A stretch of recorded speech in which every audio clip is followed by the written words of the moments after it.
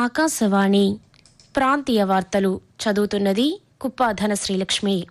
ముఖ్యాంశాలు: దేశంలో జనగణనను 2 దశల్లో నిర్వహించాలని కేంద్ర ప్రభుత్వం నిర్ణయించింది. ఉత్తరాంధ్రలోని వివిధ ప్రాజెక్టుల పురోగతిని ఆంధ్రప్రదేశ్ ముఖ్యమంత్రి నారా చంద్రబాబు నాయుడు విహంగ వీక్షణ ద్వారా పరిశీలించారు. గ్రామీణ నీటి సరఫరా శాఖలో సంస్కరణలు అవసరమని ఆంధ్రప్రదేశ్ ఉప ముఖ్యమంత్రి కె పవన్ కళ్యాణ్ పేర్కొన్నారు. సమ్మక్క సారలమర పట్టణాలని పూర్తి చేస్తామని తెలంగాణ రెవెన్యూ శాఖ మంత్రి పొంగిరెడ్డి శ్రీనివాసరెడ్డి తెలిపారు. నాటుసారా, కల్తీ మద్యమం ఎట్టి పరిస్థితుల్లోనూ ఉపేక్షించవద్దని ఆంధ్రప్రదేశ్ రాష్ట్ర ఎక్సైజ్ శాఖ మంత్రి కొల్లు రవీంద్ర అధికారులను ఆదేశించారు. దేశంలో జనగణనను 2 దశల్లో నిర్వహించాలని కేంద్ర ప్రభుత్వం నిర్ణయించింది. కేంద్ర మంత్రివర్గ సమావేశం ప్రధానమంత్రి నరేంద్ర మోదీ అధ్యక్షతన నిన్న ఢిల్లీలో జరిగింది. ఈ సమావేశంలో జనగణనను నిర్వహించేందుకు 11,718 కోట్ల రూపాయలను కేంద్ర ప్రభుత్వం కేటాయించింది. కొబ్బరి పంటకు కనీస మద్దతు ధరకు ఆమోదం లభించింది. సగటు నాణ్యత కలిగిన కొబ్బరి పంటకు ధర క్వింటాకు 12,027 రూపాయలుగా నిర్ణయించింది. మహాత్మాగాంధీ జాతీయ గ్రామీణ ఉపాధి హామీ పథకం పేరును పూజ్య బాపూజీ గ్రామీణ రోజ్గార్ యోజనగా మార్పు చేసింది. ఈ పథకంలో పని దినాలను 100 నుంచి 125కు పెంచింది. మంత్రివర్గ సమావేశం వివరాలను కేంద్ర సమాచార ప్రసార శాఖ మంత్రి అశ్విని వైష్ణవ్ పాత్రికేయులకు వివరిస్తూ, There will be 2 phases of the census. Phase 1 में housing enlisting and housings, कहाँ पे घर है, घर के अंदर क्या फैसिलिटीज है, वो सब चीजें हाउस इनुमरेशन, हाउस लिस्टिंग और हाउसिंग सेंसस के नाम से गिनी जाती है. That becomes the reference for population enumeration. So house listing and housing census will be done to 70 और सरकार किया जाएगा. After house listing, second phase population enumeration will be done. ఉత్తరాంధ్రలోని వివిధ ప్రాజెక్టుల పురోగతిని ముఖ్యమంత్రి నారా చంద్రబాబు నాయుడు విహంగ వీక్షణ ద్వారా నిన్న పరిశీలించారు. విశాఖపట్నం నుంచి హెలికాప్టర్లో బయలుదేరిన ముఖ్యమంత్రి కాపులుప్పడ ఐటీ హబ్, గిరిజన సహకార సంస్థ ప్రాజెక్టులను పరిశీలించారు. భీమిలిలోని టూరిజం హబ్ ప్రాంతాన్ని తిలకించారు. అక్కడికి సమీపంలోని భోగాపురం అంతర్జాతీయ విమానాశ్రయ పనుల పురోగతిని పరిశీలించారు. ఎయిర్పోర్టుకు రహదారుల అనుసంధానంతో పాటు టౌన్షిప్ అభివృద్ది తదితర పనులకు సంబంధించి అధికారులకు ఈ సందర్భంగా పలు సూచనలు చేశారు. అలాగే భోగాపురం ఏవియేషన్ యూనివర్సిటీ ఏర్పాటుకు సంబంధించిన వివరాలను అధికారులను అడిగి తెలుసుకున్నారు. ఆనందపురం వద్ద డేటా సెంటర్లకు కేటాయించిన భూములను ఈ సందర్భంగా ముఖ్యమంత్రి పరిశీలించారు. తెలంగాణలోని ములుగు జిల్లా సమాచార అభివృద్ది పనిని పూర్తి చేస్తామని రెవెన్యూ శాఖ మంత్రి పొంగిరెడ్డి శ్రీనివాసరెడ్డి తెలిపారు. మంత్రి దనసరి సీతక్కతో కలిసి మేడారం గద్దె వాగు సమీపంలోని అభివృద్ది పనులను ఆయన నిన్న పరిశీలించారు. పనులను వేగవంతం చేయాలని వాళ్లకు సూచించారు. అనంతరం ఆయన పాత్రికేయులతో మాట్లాడుతూ, సకల వసతులతో గిరిజనులు, గిరిజనేతరులు 1 కోటి మంది పైగా జనవరిలో జరగబోయే ఈ జాతరకి వస్తున్న సందర్భంగా అన్ని ఏర్పాట్లు దేవతలు ఉండే ప్రాంతంలోనే కాకుండా ఈ ప్రాంతం మొత్తం సుమారు ఒక 50 కిలోమీటర్ల రేడియస్ లో ఎక్కడ రోడ్డు వసతులు ఇతరత్ర అన్ని వసతులు కూడా కల్పిస్తూ దానికి సంబంధించిన పనులన్నీ కూడా వడివడిగా గతంలో లాగా టెంపరవరీగా కాకుండా శాశ్వతమైన పనులు చేయాలి అని చేసే విధంగా కార్యక్రమాలు చేపట్టాం. ఆ దిశలో పనులు జరుగుతున్నాయి. గ్రామీణ నీటి సరఫరా శాఖలో సంస్కరణని ఆంధ్రప్రదేశ్ ఉప ముఖ్యమంత్రి కె పవన్ కళ్యాణ్ పేర్కొన్నారు. గుంటూరు జిల్లా మంగళగిరిలోని క్యాంపు కార్యాలయంలో పంచాయతీరాజ్, గ్రామీణాభివృద్ది, గ్రామీణ నీటి సరఫరా శాఖల అధికారులతో నిన్న సమీక్ష సమావేశం నిర్వహించారు.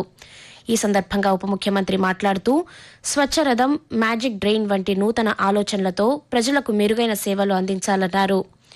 గ్రామీణ ప్రాంత ప్రజలకు మెరుగైన రోడ్లు, స్వచ్ఛమైన తాగునీరు అందించడం కూటమి ప్రభుత్వ లక్ష్యమని మిషన్ పదేలా సాంకేతికతపరమైన మార్పులను తీసుకురావాలన్నారు. ఆకాశవాణి ప్రాంతీయ వార్తలు వింటున్నారు.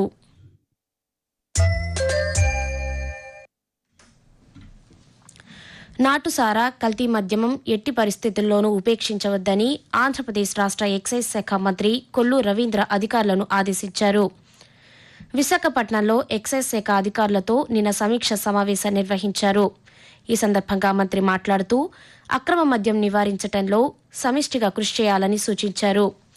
బెల్ట్ షాపులపై ఉక్కుపాదం మోపాలని అధికారులను ఆదేశించారు. ఓటర్ల జాబితాల ప్రత్యేక పరిశీలన ఎన్నికల సంఘం నియమించింది. పశ్చిమ బెంగాల్, తమిళనాడు, ఉత్తరప్రదేశ్, గుజరాత్, కేరళ, మధ్యప్రదేశ్, ఛత్తీస్గఢ్, రాజస్థాన్లో ప్రత్యేక సమగ్ర సవరణ ఎస్ఐఆర్ ఓటర్ల జాబితాలను వీరు పరిశీలించనున్నారు. మొత్తం ప్రక్రియ సజావుగా, పారదర్శకంగా పూర్తయ్యేలా చూసుకోవడానికి ప్రత్యేక జాబితా పరిశీలకులు ఆయా రాష్ట్రాల అధికారులతో భౌతికంగా లేక వర్చువల్గా సమావేశాలను నిర్వహించనున్నట్లు తెలిపారు. అర్హులైన ఏ ఓటర్లు జాబితా నుండి తొలగించబడకుండా, ఓటర్ల జాబితాలో అనర్హులైన వ్యక్తులు ఎవరూ చేర్చబడకుండా ఈ ప్రక్రియను పర్యవేక్షిస్తారని పేర్కొంది. బొగ్గు గనుల రంగంలో కేంద్ర ప్రభుత్వం అనేక సంస్కరణలు తీసుకువచ్చిందని కేంద్ర బొగ్గు గనుల శాఖ మంత్రి జి కిషన్ రెడ్డి తెలిపారు. చరిత్రలోనే తొలిసారిగా బొగ్గు ఉత్పత్తి రవాణాలో 1 బిలియన్ టన్నుల లక్ష్యాన్ని సాధించినట్లు ఒక ప్రకటనలో పేర్కొన్నారు. మైన్స్ చట్టంలో మార్పులు తీసుకువచ్చామని తెలిపారు. 2015 నుంచి గనుల కేటాయింపులో పారదర్శకంగా వేలం ప్రక్రియను ప్రారంభించడంతో గనుల కేటాయింపులో అవినీతి, అక్రమాలకు తావు లేకుండా చేశామని పేర్కొన్నారు. వాతావరణం. ఆంధ్రప్రదేశ్ యానాంలో దిగువ ట్రోపో ఆవరణంలో ఈశాన్య దిశగా గాలులు వీస్తున్నాయని అమరావతి వాతావరణ కేంద్రం తెలిపింది. దీని ప్రభావంతో ఆంధ్రప్రదేశ్లో రానున్న 2 రోజులు పొడి వాతావరణం ఏర్పడిందని కోస్తా ఆంధ్రప్రదేశ్, యానం మరియు రాయలసీమలో ఈ రోజు మరియు రేపు పొడి వాతావరణం ఏర్పడే అవకాశం ఉన్నది. మరోవైపు ఉభయ తెలుగు రాష్ట్రాల్లో చలి తీవ్రత కొనసాగుతోంది.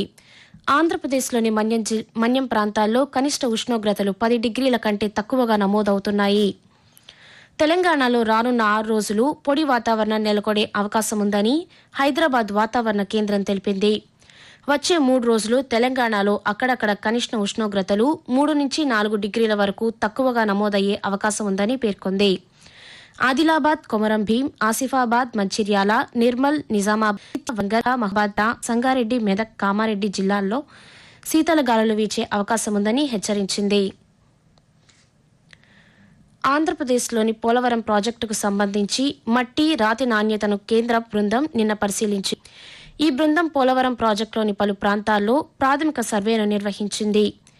కేంద్ర జలవనరుల శాఖ పరిధిలో మట్టి, రాతి నాణ్యత పరిశోధనా కేంద్రం శాస్త్రవేత్తల బృందం ప్రాజెక్టులోని పలు ప్రాంతాల్లో పర్యటించి నాణ్యత నియంత్రణ పరీక్షలు నిర్వహించనుందని రాష్ట్ర జలవనరుల శాఖ అధికారులు తెలిపారు. ఈ రోజు కూడా శాస్త్రవేత్తల బృందం ప్రాజెక్టులో నాణ్యతా నియంత్రణ పరిశీలన చేయనుంది. 12 సంవత్సరాలకు వచ్చే గోదావరి ఆంధ్రప్రదేశ్ చేసింది. 2027 జూన్ 26 నుంచి గోదావరి పుష్కరాలు ప్రారంభమవుతాయని దేవాదాయ శాఖ ఉత్తర్వులు జారీ చేసింది. 12 రోజుల పాటు పుష్కరాలు కొనసాగుతాయని పేర్కొంది. గోదావరి పుష్కరాల తీర్థంపై తిరుమల తిరుపతి దేవస్థాన ఆస్థాన సిద్ధాంతి తంగిరాల వెంకట కృష్ణపూర్ణ ప్రసాద్ వివరాలను ఎండోమెంట్ కమిషనర్కు అందించారు. ప్రాంతీయ వార్తలు ముగించే ముందు ముఖ్యాంశాలు మరొకసారి. దేశంలో జనగణనను 2 దశల్లో నిర్వహించాలని కేంద్ర ప్రభుత్వం నిర్ణయించింది. ఉత్తరాంధ్రలోని వివిధ ప్రాజెక్టుల పురోగతిని ఆంధ్రప్రదేశ్ ముఖ్యమంత్రి నారా చంద్రబాబు నాయుడు విహంగ వీక్షణం ద్వారా పరిశీలించారు. గ్రామీణ నీటి సరఫరా శాఖలో సంస్కరణలు అవసరమని ఆంధ్రప్రదేశ్ ఉప ముఖ్యమంత్రి కె పవన్ కళ్యాణ్ పేర్కొన్నారు. సమ్మక్క సారలమ్మ జాతర సమయానికి చేపట్టిన అభివృద్ది పనులను పూర్తి చేస్తామని తెలంగాణ రెవెన్యూ శాఖ మంత్రి తెలిపారు. నాటుసారా, కల్తీ మద్యం ఎట్టి పరిస్థితుల్లోనూ ఉపేక్షించవద్దని ఆంధ్రప్రదేశ్ రాష్ట్ర ఎక్సైజ్ శాఖ మంత్రి కొల్లు రవీంద్ర అధికారులను ఆదేశించారు. ఆకాశవాణి ప్రాంతీయ వార్తలు ఇంతటితో సమాప్తం. తిరిగి 7:05 జాతీయ వార్తలు వింటారు.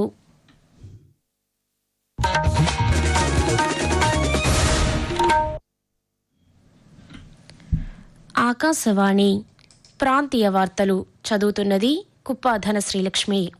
ముఖ్యాంశాలు. దేశ